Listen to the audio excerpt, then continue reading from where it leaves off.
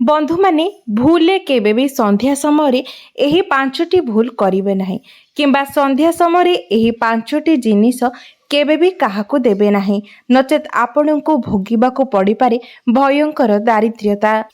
बंधु माने सूर्यास्त परे किछि एपरी कार्य रहिछि जहाकू आपण केबे भी करिबा उचित नुहे कारण सूर्यास्त परे एही कार्य गुड़िक वर्जित माना जाइथाए। कारण ज्योतिष शास्त्र रे एहाको अत्यंत अशुभ एवं दारिद्र्यतार कारण बोली माना जाइथाए। जो कार्य को कि जानतरे अथवा अजाणतरे आमे माने करि देइथाओ।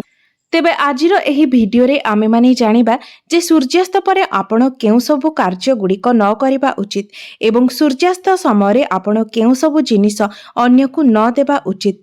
एही सबु जिनिस देबा द्वारा किंबा एही सबु कार्य गुड़िक करिबा द्वारा आपण मां लक्ष्मीकर कोपर शिकार होई पारंती जहाद्वारा आपणको जीवन में अनेक गुड़िए समस्या एवं दारिद्र्यतार सामना करने पड़ पारे।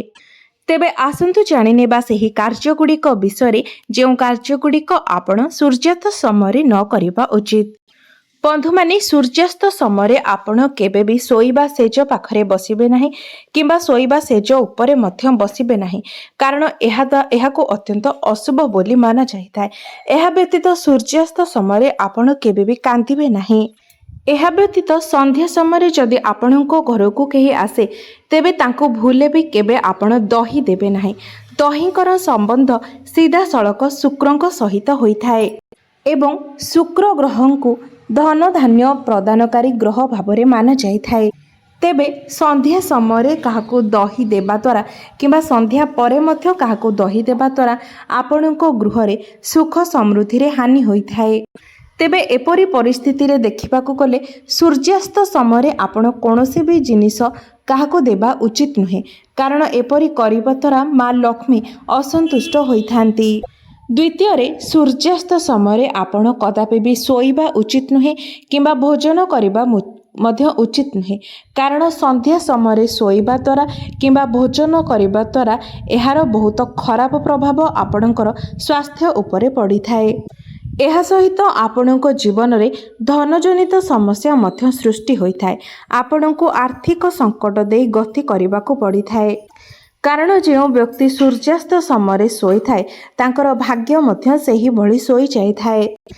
एहा सहित आपण सूर्यास्त समय केबे भी टंका देण नेण करंतु नाही कारण सूर्यास्त समय जो व्यक्ति अन्य को टंका देई थाए किंबा अन्य ठारो टंका नेई थाए सेही उभय व्यक्ति को धन आर्थिक संकटर सम्मुखीन हेबाकू पड़ी थाए। तृतीय रे आपण सूर्यास्त परे केबे भी निज घरे झाड़ू पोछा लगांतु नाही। सूर्यास्त हेबा पूर्वरु ही आपण घरु झाड़ू पोछार कार्य सारी दियंतु किंतु सूर्यास्त परे भूले भी आपण निज घरे केबे भी झाड़ू पोछा लगांतु नाही। जदि अति आवश्यक पड़े तेबे झाड़ू करि सारिबा परे आपण घरे अलिया को कोनोसी एक स्थान रे रखि दियंतु। सूर्यास्त परे घरर अलिया को केबे भी बाहर को फोपाडंतु नाही। एपरी करिबा द्वारा आपणको जीवन रे अनेक गुड़िए आर्थिक समस्या आसी थाए। सूर्यास्त परे घरे झाड़ू पोछा लगाइबा द्वारा मां लक्ष्मी मध्य आपणकर घर को त्याग करी चली जाई थांती। सूर्यास्त परे केबे भी नख किंबा केश काटिबा मध्य उचित नुहे। एपरी करिबा द्वारा आपणको जीवन उपरे अनेक नकारात्मक प्रभाव पड़िबा सहित धन हानि मध्य होइथाए। ज्योतिष शास्त्र अनुसार संध्या समय अर्थात सूर्यास्त परे गोड़ हलाइबा मध्य उचित नुहे। जदि आपण केउठारे बसिछंती किंबा सोइछंती तेबे सही समय आपण निजर गोड़ को हलांतु नाही। किछि लोकंकर अभ्यास रही थाए जे बसिबा समय किंबा सोइबा समय से माने निजर गोड़ को हलाई थांती तेबे सूर्यास्त परे आपण एसबु भूल कदापि भी करंतु नाही। एहाको अत्यंत अशुभ बोली माना जाई थाए। एहा परे हेउछि सूर्यास्त परे आपण केबे भी तुलसीर पत्र को छुअंतु नाही किंबा तुलसी पत्र छिंडांतु नाही। एहा सहित आपण सूर्यास्त परे निज घर को केबे भी अंधार करी रखंतु नाही कारण अंधार रे सर्वदा नकारात्मक शक्ति मानकर बास होइथाए। सेथिपाई आपण संध्या समय सर्वदा निजर घर को आलोकित करी रखंतु एवं संध्या समय अर्थात सूर्यास्त परे आपण कदापि भी शारीरिक संबंध रखंतु नाही। କାରଣ ଏହିସବୁ କାର୍ଯ୍ୟ ହେଉଥିବା ଘରକୁ ମା ଲକ୍ଷ୍ମୀ ଘୃଣା କରିଥାନ୍ତି ଏବଂ ସେହି ଘରକୁ ପରିତ୍ୟାଗ ମଧ୍ୟ କରିଦେଇଥାନ୍ତି। ତେବେ ବନ୍ଧୁମାନେ, ଯଦି ଆପଣଙ୍କ ଗୃହରେ ସର୍ବଦା କଳି ଝଗଡ଼ା ଲାଗି ରହୁଛି, ମନାନ୍ତର ମତାନ୍ତର ଲାଗି ରହୁଛି, ଆପଣଙ୍କ ଘରକୁ ଯେତେ ପଇସା ରୋଜଗାର ହେଲେ ମଧ୍ୟ ତାହା ନିଅଣ୍ଟ ହେଉଛି, ପଇସାକୁ ଆପଣ ସଞ୍ଚୟ କରିବାରେ ଅସମର୍ଥ ହେଉଛନ୍ତି, ତାହା କୌଣସି ନା କୌଣସି ବାଟରେ ଅଯଥା ଖର୍ଚ୍ଚ ହୋଇଯାଉଛି, ଆପଣଙ୍କୁ ନିଜ ଗୃହରେ ନକାରାତ୍ମକ ଶକ୍ତିମାନଙ୍କର ରହିବାର ଆଭାସ ହେଉଛି, ତେବେ ଏହିସବୁ କାରଣ ଗୁଡ଼ିକ ଜାଣିବା ପାଇଁ ଭିଡ଼ିଓଟିକୁ ନିଶ୍ଚୟ ଦେଖନ୍ତୁ। ତେବେ ବନ୍ଧୁମାନେ, ଆପଣମାନେ ଧ୍ୟାନ ଦେବେ ଯେ ଆପଣ ନିଜ ଘରେ ଗୋଟିଏ କିମ୍ବା ଦୁଇଟିରୁ ଅଧିକ ଛୁରୀ ରଖିବେ ନାହିଁ। କାରଣ ଯଦି ଆପଣ ଘରେ ଗୋଟିଏ କିମ୍ବା ଦୁଇଟିରୁ ଅଧିକ ଛୁରୀ ରଖନ୍ତି, ତେବେ ଆପଣଙ୍କ ଗୃହରେ ନକାରାତ୍ମକ ଶକ୍ତିର ବାସ ହୋଇଥାଏ। ଆପଣଙ୍କ ଗୃହରେ ସର୍ବଦା କଳି ଝଗଡ଼ା ଲାଗି ରହିଥାଏ। ଏହା ବ୍ୟତୀତ ସକାଳୁ ଉଠୁ ଉଠୁ ବି ଆପଣ କେବେ ବି ଧାରୁଆ ଜିନିଷକୁ ଦେଖନ୍ତୁ ନାହିଁ। ଏହାଦ୍ୱାରା ମଧ୍ୟ ଆପଣଙ୍କୁ ଦିନସାରା ଅନେକ ଅଶୁଭ ଜିନିଷର ସାମ୍ନା କରିବାକୁ ପଡ଼ିଥାଏ। ଏହା ବ୍ୟତୀତ ଆପଣ ନିଜ ଗୃହରେ କଣ୍ଟା ଜାତୀୟ ଗଛ ମଧ୍ୟ ରଖନ୍ତୁ ନାହିଁ, ଯେପରିକି ନାଗଫେଣିର ଗଛ। ଏହାକୁ ଅତ୍ୟନ୍ତ ଅଶୁଭ ବୋଲି ମାନାଯାଇଥାଏ। ଏହା ଅକାଳ ମୃତ୍ୟୁର ମଧ୍ୟ କାରଣ ହୋଇଥାଏ। ଗୃହରେ ଏହାଦ୍ୱାରା ଅଶାନ୍ତି ବଢ଼ିଥାଏ, ପରସ୍ପର ମଧ୍ୟରେ ମନୋମାଳିନ୍ୟ ବଢ଼ିଥାଏ ଏବଂ ଗୃହରେ ଭୂତ ପ୍ରେତମାନଙ୍କର ମଧ୍ୟ ବାସ ହେବାକୁ ଲାଗିଥାଏ। ଏବଂ ସ୍ୱାମୀ ସ୍ତ୍ରୀଙ୍କ ମଧ୍ୟରେ ମଧ୍ୟ ସର୍ବଦା ଝଗଡ଼ା ଲାଗି ରହିଥାଏ। କାରଣ କଣ୍ଟା କେବଳ ନକାରାତ୍ମକତାର ହିଁ ପ୍ରତୀକ ହୋଇଥାଏ, ଏହା ଭଲ ପାଇବାର ପ୍ରତୀକ ହୋଇନଥାଏ। ଯେଉଁ ବୃକ୍ଷରେ ପତ୍ର ନଥାଇ କେବଳ କଣ୍ଟା ରହିଥାଏ, ସେହି ଗଛକୁ ଆପଣ ଭୁଲରେ ବି କେବେ ନିଜ ଘରେ ଲଗାନ୍ତୁ ନାହିଁ। ଏହିପରି ବୃକ୍ଷମାନଙ୍କ ମଧ୍ୟରେ ନାଗଫେଣିର ଗଛ ସବୁଠାରୁ ଅଧିକ ଅଶୁଭ ବୋଲି ମାନାଯାଇଥାଏ। କାରଣ ନାଗଫେଣିର ଗଛ ଯେଉଁଠାରେ ରହିଥାଏ, ସେହି ସ୍ଥାନକୁ ମରୁଭୂମିରେ ପରିଣତ କରିଦେଇଥାଏ। କାରଣ ଆପଣ ମରୁଭୂମିରେ ହିଁ ଏହି ନାଗଫେଣିର କଣ୍ଟା ଦେଖିବାକୁ ପାଇଥିବେ। ଏହା ବ୍ୟତୀତ ତୁଳସୀ ଗଛ ନିକଟରେ ମଧ୍ୟ ଆପଣ କୌଣସି କଣ୍ଟା ଜାତୀୟ ଫୁଲ ଗଛ କେବେ ବି ଲଗାଇବେ ନାହିଁ। ଏବଂ ଯଦି ଆପଣଙ୍କର ମାସିକ ଧର୍ମ ଚାଲୁଛି, ତେବେ ମାସିକ ଧର୍ମ ସମୟରେ ଆପଣ କେବେ ବି ଗଛଲତାମାନଙ୍କରେ ଜଳ ଦେବେ ନାହିଁ।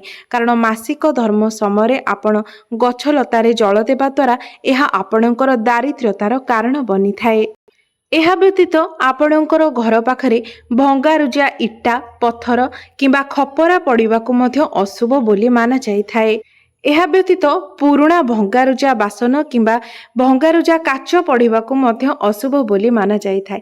ଏହାଦ୍ୱାରା ଆପଣଙ୍କ ଗୃହରେ କଳି ଝଗଡ଼ାର ବାତାବରଣ ସୃଷ୍ଟି ହୋଇଥାଏ। ଆପଣଙ୍କ ଘରର ସଦସ୍ୟମାନଙ୍କ ମଧ୍ୟରେ ସର୍ବଦା କଳି ଝଗଡ଼ା ଲାଗି ରହିଥାଏ। ଏହା ବ୍ୟତୀତ ଭାଙ୍ଗି ଯାଇଥିବା ଆଇନା ଏବଂ ବନ୍ଦ ରହିଥିବା ଘଡ଼ି ମଧ୍ୟ ନିଜ ଘରେ ରଖିବାକୁ ଅଶୁଭ ବୋଲି ମାନାଯାଇଥାଏ। ତେବେ ଏହି ଛୋଟ ଛୋଟ କଥାଗୁଡ଼ିକୁ ଯଦି ଆପଣ ଧ୍ୟାନରେ ରଖିବେ, ତେବେ ଆପଣଙ୍କ ଗୃହକୁ କେବେ ବି ଦାରିଦ୍ର୍ୟତା ଆସିବ ନାହିଁ। ଆପଣଙ୍କ ଘରର ବୁଢ଼ିଆଣୀ ଜାଲ ହିଁ କହିଦେଇଥାଏ ଯେ ଆପଣଙ୍କ ଗୃହରେ ମାତା ଲକ୍ଷ୍ମୀଙ୍କର ବାସ ହୋଇନାହିଁ। କାରଣ ଘରେ ବୁଢ଼ିଆଣୀ ଜାଲ ହେବା ଦ୍ୱାରା ଏହା ଅଶୁଭତ୍ୱର ପ୍ରତୀକ ହୋଇଥାଏ। ଘରେ ଆପଣ କେବେ ବି ବୁଢ଼ିଆଣୀ ଜାଲ ହେବାକୁ ଦିଅନ୍ତୁ ନାହିଁ। ଯେଉଁଠାରେ ବି ବୁଢ଼ିଆଣୀ ଜାଲ ଦେଖୁଛନ୍ତି, ତାକୁ ତୁରନ୍ତ ହଟାଇ ସଫା କରିଦିଅନ୍ତୁ। କାରଣ ଯେଉଁଠାରେ ବୁଢ଼ିଆଣୀ ଜାଲ ରହିଥାଏ, ସେଠାରେ ଅଲକ୍ଷ୍ମୀଙ୍କର ବାସ ହୋଇଥାଏ। ବନ୍ଧୁମାନେ, ଆପଣ ନିଜ ଗୃହ ପାଖରେ କେବେ ବି ହେନା ଗଛ, ପିଜୁଳି ଗଛ, ବରଗଛ କିମ୍ବା ଓସ୍ତ ଗଛ ଲଗାନ୍ତୁ ନାହିଁ। ମାନାଯାଏ ଯେ ଯଦି ଆପଣ ଅଧିକ ସୁଗନ୍ଧିତ ଗଛ ନିଜ ଗୃହ ମଧ୍ୟରେ ଲଗାନ୍ତି, ତେବେ ଏହାଦ୍ୱାରା ନକାରାତ୍ମକ ଶକ୍ତି ଆପଣଙ୍କ ଗୃହକୁ ଆକର୍ଷିତ ହୋଇଥାଏ। ତେଣୁ ହେନାର ଗଛ କେବେ ବି ଘର ପାଖରେ ଲଗାନ୍ତୁ ନାହିଁ। ଏହା ବ୍ୟତୀତ ପିଜୁଳି ଗଛ, ବରଗଛ କିମ୍ବା ଓସ୍ତ ଗଛ ମଧ୍ୟ ଘରର ଚାରିପାଖରେ ରହିବା ଅଶୁଭ ବୋଲି ମାନାଯାଇଥାଏ।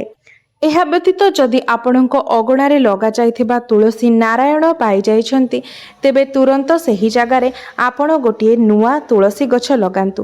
ତୁଳସୀ ଗଛ ଯେତେ ହରାଭରା ରହିବ, ଆପଣଙ୍କ ଗୃହ ପାଇଁ ତାହା ସେତେ ଶୁଭ ଫଳ ପ୍ରଦାନ କରିବ। ଶୁଖିଲା ତୁଳସୀ ଗଛ ଆପଣ କେବେ ବି ଘରେ ରହିବାକୁ ଦିଅନ୍ତୁ ନାହିଁ। ସେହି ଜାଗାରେ ଆପଣ ତୁରନ୍ତ ଆଉ ଗୋଟିଏ ଭଲ ତୁଳସୀ ଗଛ ଲଗାଇ ଦିଅନ୍ତୁ। ବନ୍ଧୁମାନେ, ରାତିରେ ଆପଣ ଯେତେବେଳେ ଖାଇସାରୁଛନ୍ତି, ସେତେବେଳେ କେବେ ବି ସେହି ଅଇଁଠା ବାସନ ଗୁଡ଼ିକୁ ରାତି ସାରା ପକାଇ ରଖନ୍ତୁ ନାହିଁ। ଭୋଜନ କରିସାରିବା ପରେ ବାସନକୁ ସର୍ବଦା ଧୋଇ ରଖନ୍ତୁ। କାରଣ ରାତିରେ ଅଇଁଠା ବାସନ ପଡ଼ିବା ଦ୍ୱାରା ଆପଣଙ୍କ ପରିବାରକୁ ଅଭିଶାପ ଲାଗିଥାଏ, ଯାହାଦ୍ୱାରା ଆପଣଙ୍କୁ ଦାରିଦ୍ର୍ୟତାର ସାମ୍ନା କରିବାକୁ ପଡ଼ିଥାଏ। ଏହା ବ୍ୟତୀତ ଏହି କାରଣରୁ ସ୍ୱାମୀ ସ୍ତ୍ରୀଙ୍କ ମଧ୍ୟରେ ଝଗଡ଼ା ବଢ଼ିଥାଏ, ଗୃହରେ ନକାରାତ୍ମକତାର ଊର୍ଜା ବଢ଼ିଥାଏ ଏବଂ ମା ଲକ୍ଷ୍ମୀ ମଧ୍ୟ ଏହାଦ୍ୱାରା କ୍ରୋଧିତ ହୋଇଥାନ୍ତି। ଏହା ବ୍ୟତୀତ ଆପଣ ନିଜ ରୋଷେଇ ଘରକୁ ସର୍ବଦା ପରିଷ୍କାର ପରିଚ୍ଛନ୍ନ ରଖିବା ଉଚିତ, କାରଣ ରୋଷେଇ ଘରେ ମା ଅନ୍ନପୂର୍ଣ୍ଣାଙ୍କର ବାସ ହୋଇଥାଏ। ଏହା ବ୍ୟତୀତ ରାତ୍ରି 12ଟା ପାଖାପାଖି ସମୟରେ ଆପଣ କେବେ ବି ନିଜକୁ ଆଇନାରେ ଦେଖନ୍ତୁ ନାହିଁ, ନିଜକୁ କେବେ ବି ସଜାନ୍ତୁ ନାହିଁ କିମ୍ବା ରାତି ସମୟରେ ଆପଣ କେବେ ବି ପରଫ୍ୟୁମ୍ ଭଳି ଜିନିଷ ଲଗାନ୍ତୁ ନାହିଁ, କାରଣ ଆପଣଙ୍କଠାରେ ସୁଗନ୍ଧର ବାସ୍ନା ପାଇ ଆପଣଙ୍କ ଆଡ଼କୁ ନକାରାତ୍ମକ ଶକ୍ତିମାନେ ପ୍ରଭାବିତ ହୋଇପାରନ୍ତି। ଏହା ବ୍ୟତୀତ ଯେତେବେଳେ ଆପଣ ତାୱାରେ କିଛି ରୋଷେଇ କରୁଛନ୍ତି ସେତେବେଳେ ଗରମ ତାୱାରେ ଆପଣ କେବେ ବି ପାଣି ଛିଞ୍ଚନ୍ତୁ ନାହିଁ, କାରଣ ପାଣି ଛିଞ୍ଚିବା ବେଳେ ଯେଉଁ ଶବ୍ଦ ବାହାରିଥାଏ ତାହା ଆପଣଙ୍କ କୁଣ୍ଡଳୀରେ ରାହୁ ଏବଂ କେତୁ ଦୋଷ ସୃଷ୍ଟି କରିଥାଏ। ତେବେ ବନ୍ଧୁମାନେ, ଏହା ଥିଲା କିଛି କାର୍ଯ୍ୟ ଯେଉଁ କାର୍ଯ୍ୟଗୁଡ଼ିକ ଆପଣ ସନ୍ଧ୍ୟା ସମୟରେ କେବେ ବି କରିବା ଉଚିତ ନୁହେଁ। ତେବେ ମୋର ଏହି ଭିଡ଼ିଓଟି ଯଦି ଆପଣମାନଙ୍କୁ ଭଲ ଲାଗିଥାଏ ତେବେ ଭିଡ଼ିଓଟିକୁ ଲାଇକ୍ କରି ଚ୍ୟାନେଲଟିକୁ ନିଶ୍ଚୟ ସବସ୍କ୍ରାଇବ୍ କରିଦେବେ ଏବଂ କମେଣ୍ଟ ବକ୍ସରେ ଜୟ ମା ଲକ୍ଷ୍ମୀ ନିଶ୍ଚୟ ଲେଖିବେ।